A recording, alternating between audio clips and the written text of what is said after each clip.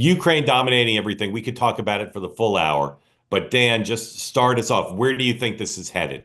Zelensky spent the weekend in London. The president's people say nothing's happening right now. They both seem to think the ball's in the other side's court. Where do you think we head next in this process?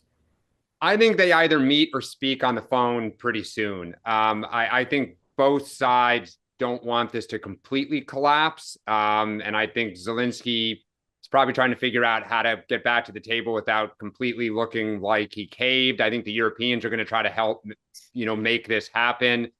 There's still the issue of the security guarantee that we don't seem to want to, put in writing. And Zelensky is pretty adamant that he wants, but I think they'll speak again. I think he will sign this minerals deal. And I think, it remains concerning that Russia is very happy and celebrating and putting out statements that this is great. So, but we'll see. Sean. I don't think that they will talk until he signs. The president doesn't want to hear any more talk. He doesn't want to hear any more complaining. He doesn't want to hear any more excuses. He wants to see action. The media is not giving you the full picture. Zelensky was told by Kellogg's and others not to come, to sign the deal or whatever. He insisted on coming. I don't think he came in the right frame of mind. I don't think that he listened to the folks. He met with a lot of senators before who tried to set this up. I do wonder what Democratic senators told him to do in terms of posture coming in here. I do wonder what Victoria Nuland, Susan Rice, and others told him to do coming into this meeting, but it was not the right posture. You don't come into somebody's house who you're asking for more money, more support, more security, and lecture them. He needs to sign this deal if he wants to get this thing back on track. Another meeting is not a smart idea. He needs to apologize, sign the deal. The more inextricably linked that our two economies can become, meaning that we have commercial interests in Ukraine, that is basically a security guarantee. Because if Putin were to come after our commercial interests or our workers, that would be almost worse than going after military assets. So I think that there is a huge misunderstanding about what's happening here. This idea, I was at the White House yesterday or Friday, I saw the lunches and the meetings and everything, like the fake news and misinformation from some of the media and the Democrats that this was a setup is 100% ridiculously false. I think that the only chance for peace right now is that if this guy gets things back on track and makes it very clear without trying to lecture everybody as to what's going on, holding out for a smart deal is not siding with Putin. It is not Russian talking points. Making a deal that happens makes sense. And I get that he still thinks Biden's in office. But the reality is there's a new sheriff in town that's holding him accountable. And I know he's not been used to that for the last 4 years. So things need to change. He needs to get with the new game and execute.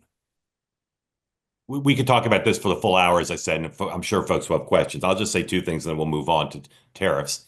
I think that those who want to say with definitiveness that Zelensky did this on purpose or Trump and Vance did this on purpose are just probably wrong, but they have no evidence of it.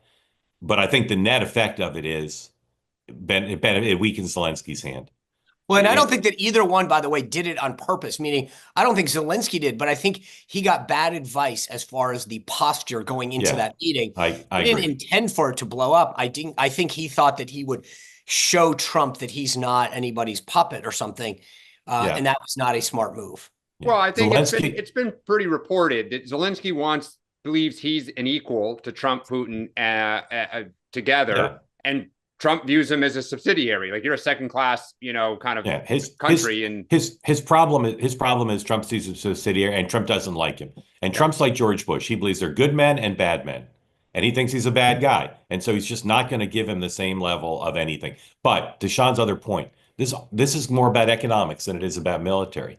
And Putin is threatened if Ukraine is integrated into the EU, if it has strong financial ties to the United States. Zelensky needs to focus on that because he's not going to win this militarily or diplomatically, but he can win it economically if he plays it smart. And by the way, you know what, though, guys, but just hold on a sec.